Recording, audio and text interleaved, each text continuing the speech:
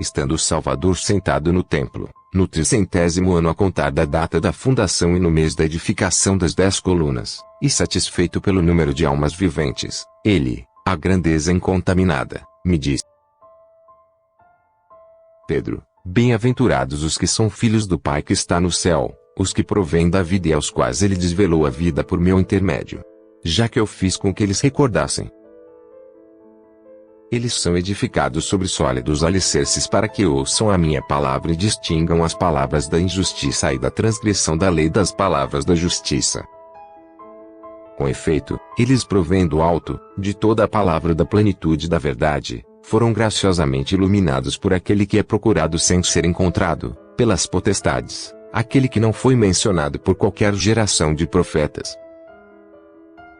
Ele apareceu então entre eles, abertamente, apareceu naquele que é filho do homem, que se eleva para além dos céus, para temor dos homens que amam os bens deste mundo. Mas tu, Pedro, sê forte. Torna-te perfeito, em conformidade com teu nome e comigo, que sou aquele que te escolheu, em te estabeleci o início também para os outros que eu chamei ao conhecimento. Por conseguinte, sê forte, imitando a justiça daquele que te chamou.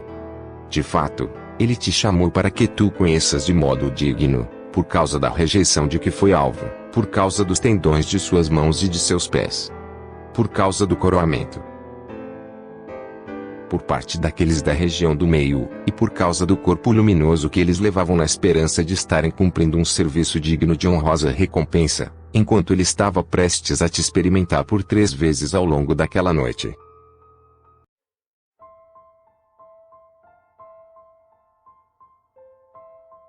Enquanto ele assim falava, eu vi os sacerdotes e o povo correndo em nossa direção com pedras, como se quisessem matar-nos. Tive medo de que estivéssemos para morrer. E ele me disse: Pedro, diversas vezes te disse que estes estão cegos, desprovidos de qualquer guia. Se queres conhecer a sua cegueira, coloca as tuas mãos sobre teus olhos, que são tuas vestes, e dize-me: o que vês? Entretanto, isto feito, eu não vi absolutamente nada. E eu disse: nada há para ver. Ele disse-me novamente: volta a proceder do mesmo modo. Fui invadido por um medo agradável, porque vi uma luz nova, mais forte que a luz do dia. Por fim enxerguei o Salvador. E eu falei-lhe das coisas que havia visto. Voltou a me dizer: eleva as tuas mãos e ouve o que dizem os sacerdotes e o povo. Eu prestei atenção aos sacerdotes que se sentaram com os escribas, enquanto a multidão, lá fora, bradava. Quando ele ouviu de mim estas coisas, disse-me: apure os ouvidos e escuta o que eles dizem. Eu novamente prestei atenção. Enquanto tu ocupas teu lugar, eles te louvam. Quando eu disse isto, o Salvador prosseguiu: disse-te que eles são cegos e surdos. Ora, então ouve as coisas que te dirão em segredo, e guarda-as. Não as manifestes ao filho deste Éon. Neste, com efeito, tu serás insultado porque te ignoram. Mas louvar-te-ão assim que te conhecerem.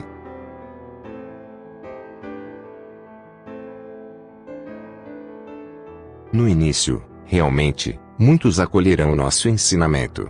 Mas em seguida, por vontade do Pai do erro dos humanos, voltar-se-ão novamente para ele, já que farão o que ele quer. E ele, em sua justiça, revelar-lhes-á o significado da palavra. Os que se juntarem a eles, entretanto, tornar-se-ão seus prisioneiros, porque estão privados de conhecimento. Aquele que é inocente, bom e puro, é por eles entregue ao carrasco e à autoridade de quantos louvam um Cristo restaurado.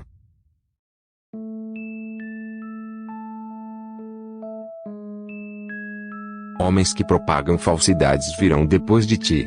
Eles aderirão ao nome de um homem morto contando que serão purificados por esse nome. Ao invés disso, eles comprometer-se-ão enormemente, abandonar-se-ão a um nome sedutor, a um Cristo enganador, a um dogma multiforme que os dominará com o propósito de os dividir. Alguns deles insultarão a verdade e enunciarão um mau ensinamento, e todos falarão mal uns dos outros. Alguns serão chamados pelos nomes dos arcontes, sob cujo poder se colocam. Outros serão chamados pelo nome de um homem que tem uma mulher nua, multiforme e sujeita a múltiplos sofrimentos. E aqueles que propagam estes ensinamentos explorarão os sonhos, e quando afirmarem que um sonho provém de um demônio digno de seu erro, serão deixados à corrupção e não à incorrupção. Com efeito, o mal não pode produzir bom fruto. Uma vez que do lugar de onde vem, cada um atrai o que a si se assemelha.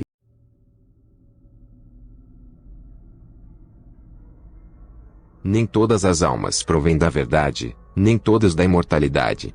Nestes eons, em nossa opinião, cada alma está destinada a morrer porque é sempre escrava. Tendo sido criada para satisfazer os seus desejos, e o seu papel é a destruição eterna, nela se encontra e dela deriva. Essas almas amam as criaturas da matéria vindas à existência com elas. Mas as almas imortais, ó Pedro, não são assim. Todavia, até que não tenha chegado a hora da morte, a alma imortal parecerá semelhante à mortal. Não manifestará a sua verdadeira natureza, a qual, ela só, é imortal e aspira à imortalidade, tendo fé e desejando a renúncia às coisas terrenas. As pessoas sábias têm conhecimento de que não se colhem figos de cardos ou de espinhos, nem uvas de plantas espinhosas. Isto é, cada fruto provém sempre da árvore a qual pertence. Se ele não for bom para ela, a alma, será a destruição e a morte. A outra alma, ao invés, provém da árvore eterna, a da vida e da imortalidade, da vida a qual ela se assemelha. Portanto, tudo que não tem existência verdadeira se dissolverá em nada. Os surdos e os cegos só se afinam com os seus semelhantes.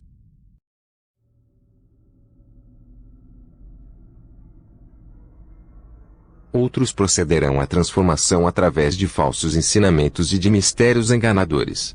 Pessoas que não conhecem os verdadeiros mistérios falam de coisas que não entendem, gabam-se de ser os únicos que conhecem o mistério da verdade. E, cheios de orgulho, agarram-se à insolência invejando a alma imortal, que se tornou entretanto uma garantia.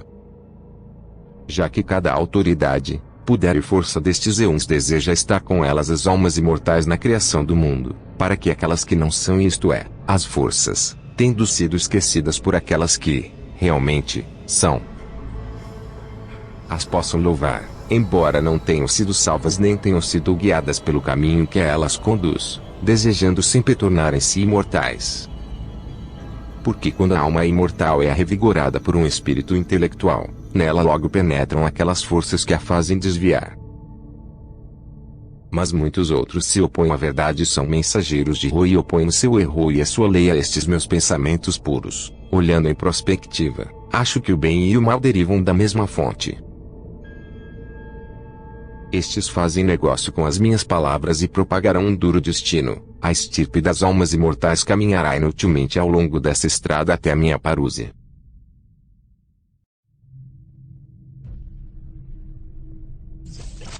Do meio deles surgirão pessoas que renegarão a minha palavra, e o perdão de seus erros, nos quais caíram por obra de seus inimigos, pessoas que eu resgatei da escravidão em que se encontravam, e às quais dei a liberdade.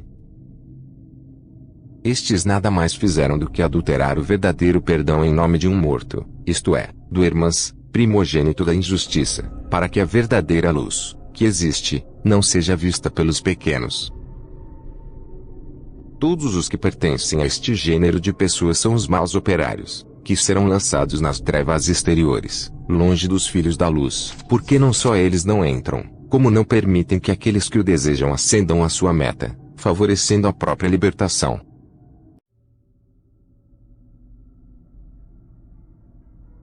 Outros, ainda, de entre eles, encontrando-se no meio do sofrimento, creem poder levar a bom termo a norma da sabedoria da verdadeira irmandade, realmente existente.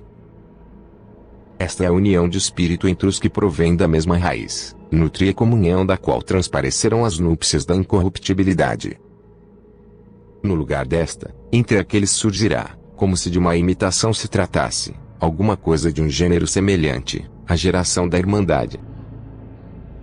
Estes são os que oprimem os irmãos dizendo, por intermédio disto, ou seja a irmandade, o nosso Deus oferece a sua misericórdia, porque é só por meio disto que ele dará a salvação. Com isto, simulando conhecerem o castigo estabelecido contra aqueles que apenas concordam com os que agiram assim em relação aos pequenos, aqueles que concordam com os que viram os pequenos serem feitos prisioneiros.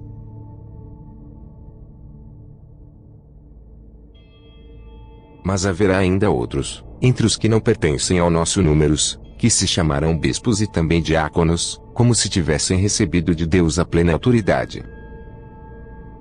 Estes sentam-se à mesa, segundo a lei dos primeiros lugares, são canais sem água.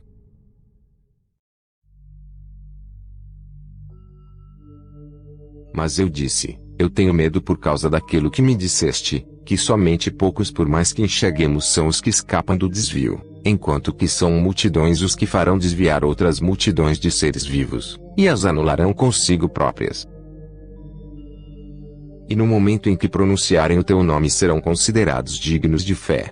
O Salvador respondeu, um tempo limitado lhes foi concedido para perseverarem em seu erro, dominando os pequenos. Cumprido o tempo do aion do erro, renovar-se ao aion que não envelhece, pela inteligência imortal, e eles os pequenos dominarão então os que agora dominam. Ele extirpará o erro deles pela raiz e expô-lo à vergonha, de maneira que a alma se possa manifestar em plena liberdade, assim que tenha recebido a inteligência. E todos os que forem assim se tornarão imortais, ó Pedro.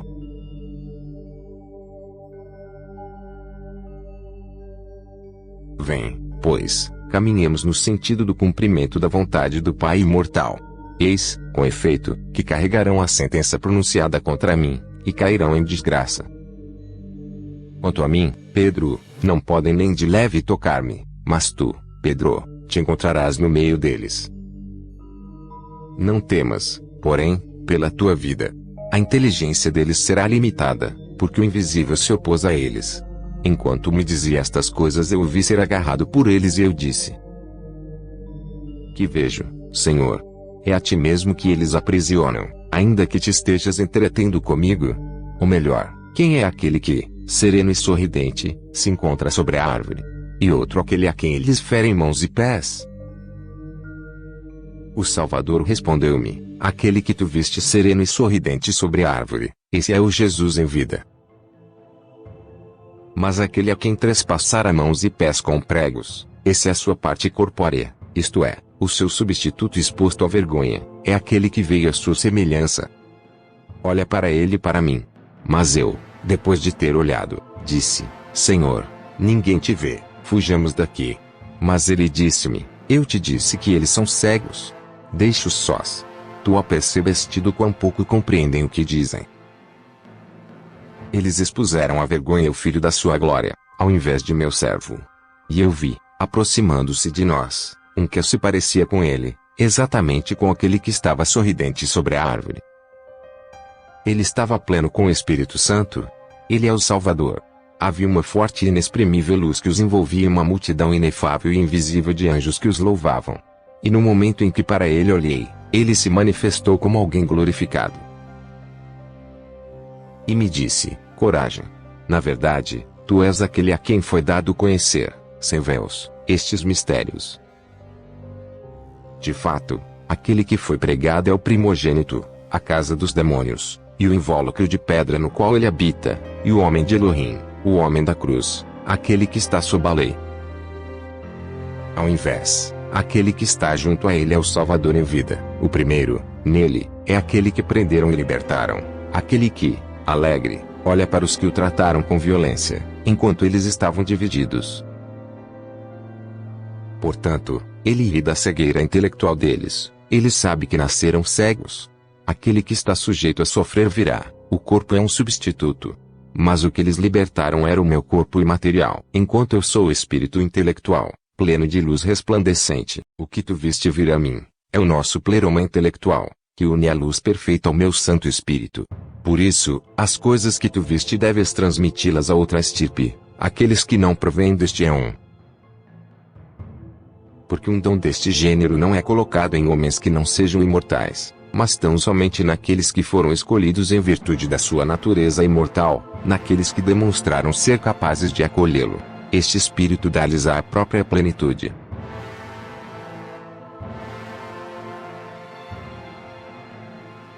Em conclusão, ele disse, a quem tem será dado, e terá em abundância. Mas a quem não tem, Ao homem deste lugar, aquele que está completamente morto, aquele que está longe da plantação desta criação, porque é um homem, desta geração, no qual, quando aparece alguém cuja natureza é imortal, cresce poder capturá-lo. A ele será tirado o que tem, e será dado àquele que tem. Portanto, sê corajoso. Não tenhas medo de ninguém. Porque eu estarei contigo para que nenhum dos teus inimigos prevaleça sobre ti. A paz esteja contigo. Sê forte.